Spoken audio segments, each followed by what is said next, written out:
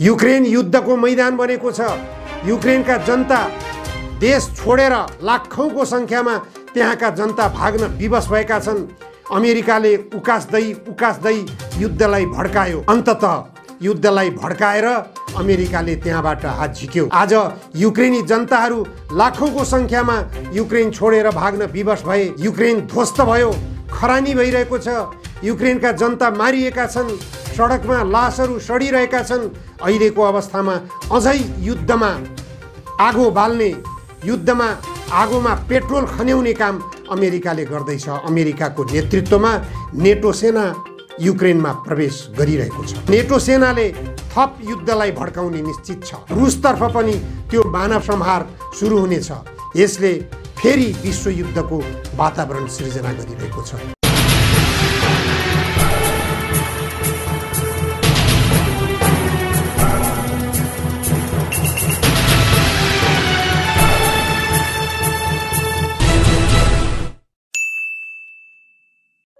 नमस्कार, जनधारणा खबरको युट्युब च्यानलमा यहाँहरूलाई स्वागत छ। आजको जनचासोको 281 श्रृङ्खलामा म उपस्थित भएको छु, निमकान्त पाण्डे। आज 2078 साल फागुन 24 गते। आज अन्तर्राष्ट्रिय श्रमिक महिला दिवस। यो दिवसलाई अन्तर्राष्ट्रिय नारी दिवसको रूपमा मनाउन थालिएको छ। खास गरेर अन्तर्राष्ट्रिय श्रमिक महिला दिवस श्रमजीवी महिलाहरूको हक अधिकारको निम्ति सुरु भएको आन्दोलनको उपज हो। क्लारा जेटकिन नाम गरेकी एकजना महिलाले अमेरिकाको एउटा कपडा कारखानाबाट सुरु गरिएको यो आन्दोलनले अन्तर्राष्ट्रिय रूप धारण गर्यो।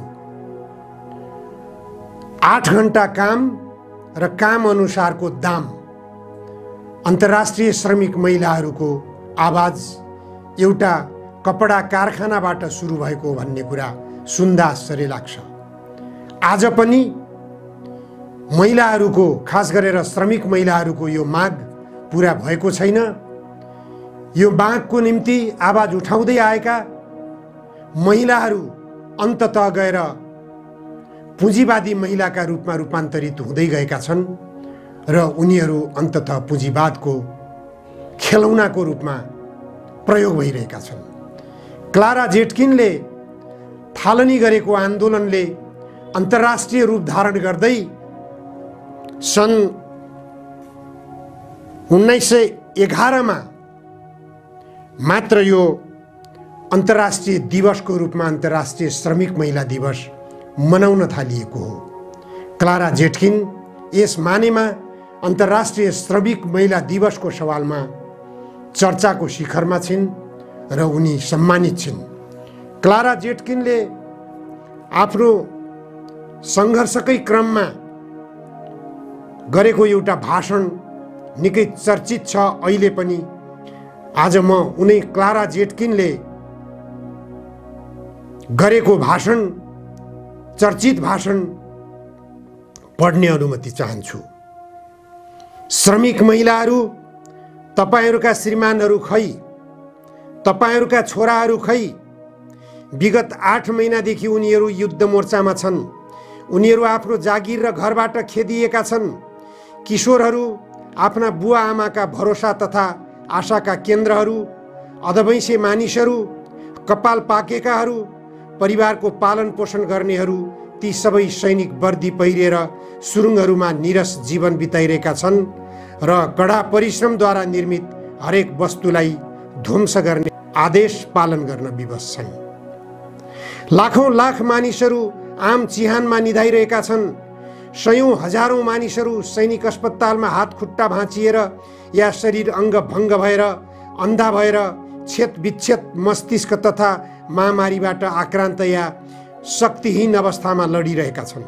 आगो लागि डढेका गाउँ तथा सहरहरू, भत्केका पुलहरू, उजाडिएका वनजङ्गल तथा बर्बाद भएका खेतहरू तिनीहरूको कामको निशानी हुन्। सर्वहारा महिलाहरू हो।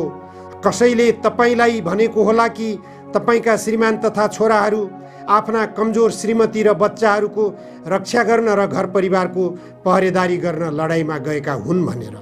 तर वास्तविकता के हो त? अहिले दुर्बल महिलाहरूको काँधले 2 गुणा बोझ खेप्नु परेको छ। संरक्षणको गुन्जाइस नभएका तपाईहरू दुःखमय कठिन जीवन भोगिरहनु भएको छ। तपाईका बच्चाहरू भोकै जाडोले कठ्याङ्ग्रिएका छन्। तपाईहरूको टाउको ओत्ने छानालाई भत्काइदिने धम्की दिइएको छ। तपाईहरूको चुलो चिसो र खाली छ। कसैले तपाईलाई भाइ भतिजा तथा उच्च नीच बीच, भाइचारा धनी र गरिब बीचको सङ्घर्षको अन्त्य हुने बारे भनेका होलान्। ठिक छ, सङ्घर्षको अन्त्य भन्नुको अर्थ त उद्यमीले तपाईहरूको ज्याला घटाएको, व्यापारी तथा अविवेकी सट्टेबाजीले मूल्य बढाएको तथा जमिनदारले तपाईलाई बेदखल गर्ने धम्की दिएकोलाई पो बुझाउने रहेछ। राज्यले तपाईलाई कंगाल बनाउँछ भने बुर्जुवा कल्याण अधिकारीहरूले तपाईलाई असाध्यै थोरै खोले सुपको भाग लगाएर कन्जुस बन्न जोड दिन्छन्। तपाईलाई यस्तो भयङ्कर युद्धको पीडा भोगाउने युद्धको उद्देश्य के हो त? तपाईलाई भनेका होलान् पितृभूमिको भलाइ र रक्षाको लागि हो भनेर। पितृभूमिको रक्षा केलाई भनिन्छ? यसले युद्धद्वारा मारिएका, लङ्गडा, बेरोजगार, माग्ने तथा टुहुरा बनाइएका 10औं लाखको भलाइ भन्ने बुझाउँदैन र? पितृभूमिको भलाइमा कसले खतरा पुर्याउँछ? सीमा पारी खडा भएका वर्दीधारी मानिसहरू, जसले तपाईका आफ्ना मानिसहरूले चाहे जस्तो युद्ध कति चाहेका थिएनन्, जसलाई थाहा छैन कि आफैले आफ्ना दाजुभाइहरूको हत्या गर्नु परेको छ। होइन, विशाल जनसमुदायले भोग्नु परेको कठिनाइबाट फाइदा उठाउन खोज्नेहरू तथा दमनमाथि आफ्नो प्रभुत्व कायम गर्न खोज्नेहरूबाट पितृभूमिलाई खतरा पुगेको छ। यो युद्धबाट कसले फाइदा उठाउँछ? हरेक देशका केवल सानो अल्पसंख्यकले मात्र। राइफल र तोपहरू, कवचहरू, पनडुब्बी, युद्धपोत उत्पादन गर्नेहरू, जहाज कम्पनीका मालिकहरू एवं सैनिक आवश्यकता सामग्री आपूर्ति गर्ने ढुवानीकर्ताहरूले फाइदा उठाउँछन्। उनीहरूलाई फाइदा पुर्याउने स्वार्थमा जनताबीच आपसमा यसरी युद्ध भड्काउने घृणास्पद काम हुँदैछ। यो युद्ध केवल पुँजीपतिहरूका लागि मात्र फाइदाजनक छ। जसले ती वस्तुहरूको उत्पादन गर्यो तिनैले त्यसलाई उपभोग गर्न नपाएपछि ती केही नभएको बुङ्गा तथा शोषित समुदायको श्रमको संग्रह होइन र? ती वस्तु किन्न उनीहरू अत्यन्तै गरिब छन्। श्रमिकको पसिनाले यी वस्तुहरूको निर्माण गर्यो तथा तिनै श्रमिकको रगतले यी वस्तुको लागि नयाँ विदेशी बजार निर्माण गर्नुपर्ने थियो। पुँजीपतिहरूले जहाँ प्राकृतिक सम्पदाहरू लुट्न तथा अत्यन्तै सस्तो श्रम शक्तिको शोषण गर्न चाहन्छन्, त्यहाँ उपनिवेशहरू जितेको नौटङ्की गरिन्छ। पितृभूमिको सुरक्षा होइन कि बरु यिनै कुराहरूको वृद्धि गर्नु युद्धको उद्देश्य हो। पुँजीवादी व्यवस्था यही चाहन्छ र मानिसले मानिसको शोषण र उत्पीडन नगरी यो व्यवस्था टिक्न सक्दैन। यो युद्धबाट मजदुरहरूलाई कुनै फाइदा छैन, बरु उनीहरूले आफ्नो सर्वस्व तथा सबैभन्दा प्यारो वस्तु समेत गुमाउनु पर्ने अवस्थामा आइपुगेका हुन्छन्, त्यो भनेको आफ्नो ज्यान।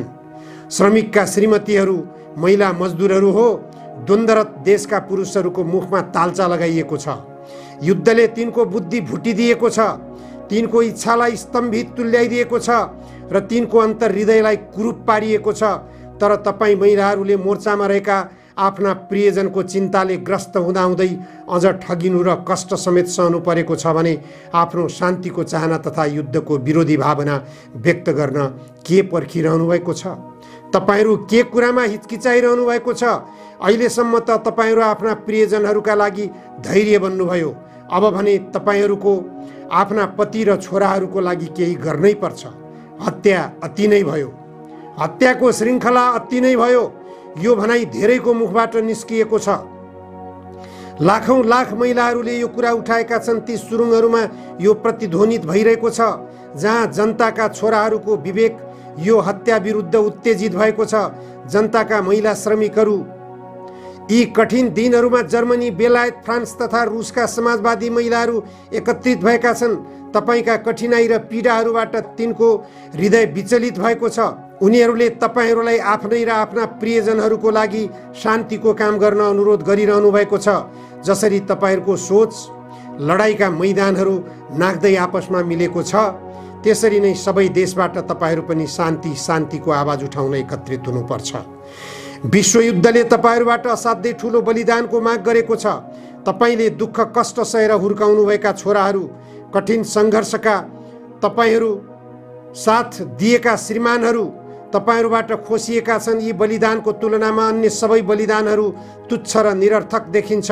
सम्पूर्ण मानव जातिले तपाईँ द्वन्द्वरत देशका सर्वहारा महिलाहरूतिर आशाको नजरले हेरिरहेका छन्। तपाईहरूलाई वीराङ्गना र मुक्तिदाता बन्ने सौभाग्य प्राप्त भएको छ।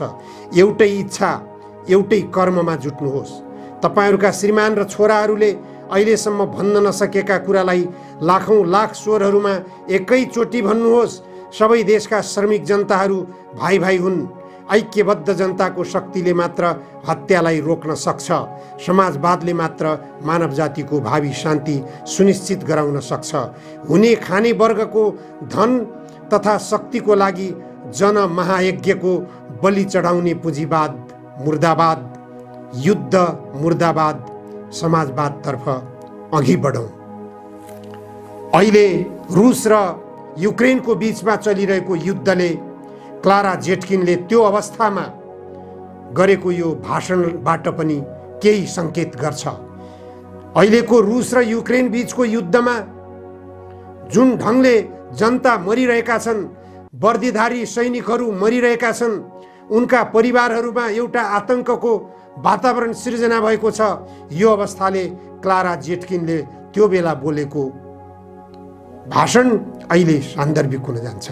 अहिले युद्ध विरामको आवश्यकता छ। अमेरिका र रुसको साम्राज्य विस्तार, शक्तिको होडबाजीले गर्दा आज युक्रेन जस्तो एउटा सानो देश पिल्सिनु परेको छ। युक्रेन युद्धको मैदान बनेको छ। युक्रेनका जनता देश छोडेर लाखौंको संख्यामा त्यहाँका जनता भाग्न विवश भएका छन्। अमेरिकाले उकास्दै युद्धलाई भड्कायो। अन्ततः युद्धलाई भड्काएर अमेरिकाले त्यहाँबाट हात झिक्यो।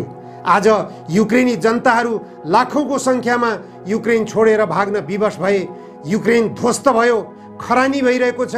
युक्रेनका जनता मारिएका छन्, सडकमा लासहरू सडिरहेका छन्। अहिलेको अवस्थामा अझै युद्धमा आगो बाल्ने, युद्धमा आगोमा पेट्रोल खन्याउने काम अमेरिकाले गर्दैछ। अमेरिकाको नेतृत्वमा नेटो सेना युक्रेनमा प्रवेश गरिरहेको छ। त्यो नेटो सेनाले थप युद्धलाई भड्काउने निश्चित छ। अब रुसतर्फ पनि त्यो मानव संहार सुरु हुनेछ। यसले फेरि विश्वयुद्धको वातावरण सिर्जना गरिरहेको छ। यो अवस्थामा संसारका शोषित उत्पीडित जनता, शोषित उत्पीडित महिलाहरू एउटै स्वरले बोल्न आवश्यक छ। समाजवाद कता हरायो? वैज्ञानिक समाजवादको बाटो खोजौँ। वैज्ञानिक समाजवाद जनताको वाद हो, जनताको शासन पद्धति हो। जनताको शासन पद्धतिको निम्ति जनता लामबद्ध हुन जरुरी छ। हस्, आजलाई यति मात्र। धन्यवाद।